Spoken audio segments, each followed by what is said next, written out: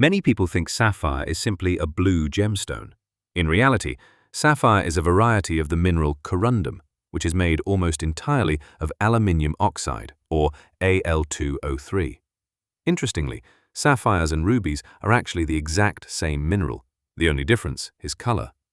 If corundum is red, it's classified as a ruby. Every other color, including blue, pink, yellow, green, purple, orange, white, and black, is considered a sapphire. This surprises many beginners because most jewelry stores primarily showcase blue sapphires. Pure corundum is actually colorless. The beautiful colors we see come from tiny amounts of different elements that become trapped inside the crystal while it's forming deep underground. For example, blue sapphires get their color mainly from iron and titanium. Yellow sapphires owe their color mostly to iron. Pink sapphires contain chromium. Purple sapphires often contain both chromium and iron. The incredibly rare Padparadscha sapphire gets its unique pink-orange color from a delicate combination of trace elements. These trace elements make up only a tiny fraction of the crystal, yet they completely change its appearance. Nature truly works in fascinating ways. Most natural sapphires formed millions of years ago under extreme heat and pressure deep inside Earth's crust. Over time, volcanic activity and geological processes brought these crystals closer to the surface. Today, sapphires are mined from both hard rock deposits and river gravels. Some of the world's most famous sapphire-producing countries include Sri Lanka, Madagascar, Myanmar, Thailand, Australia, Tanzania, Montana in the United States. Each location can produce sapphires with slightly different colors and characteristics. Several factors determine a sapphire's value.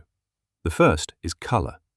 Gemologists generally look for rich, vivid colors that aren't too dark or too light. For blue sapphires, a strong, saturated blue is often the most desirable. Next comes clarity.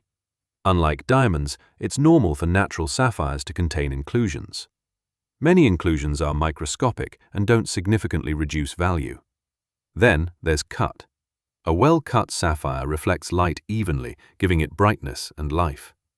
Finally, carat weight matters.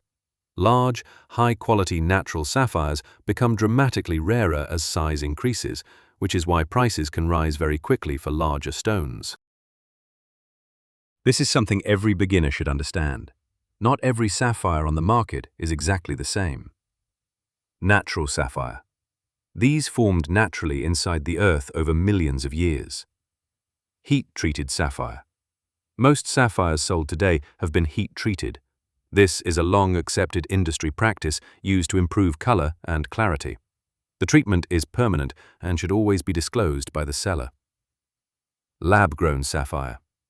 Lab-grown sapphires have the same chemical composition and crystal structure as natural sapphires. The difference is that they're created in controlled laboratory conditions instead of forming underground.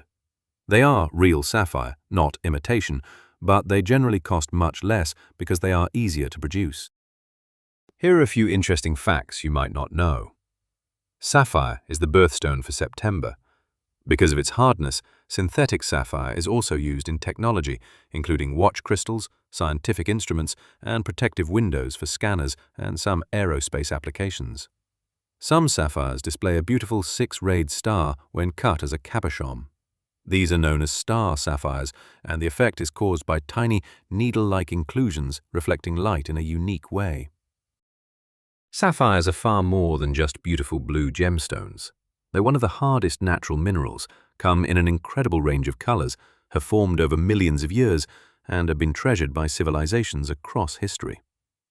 Whether you're collecting gemstones, shopping for jewelry, or simply curious about geology, understanding the basics of sapphires is the perfect place to start. If you enjoyed this beginner's guide and want to learn more about gemstones, subscribe for future videos where we'll explore rubies, emeralds, spinel, alexandrite, and many more fascinating stones. Thanks for watching, and I'll see you in the next video.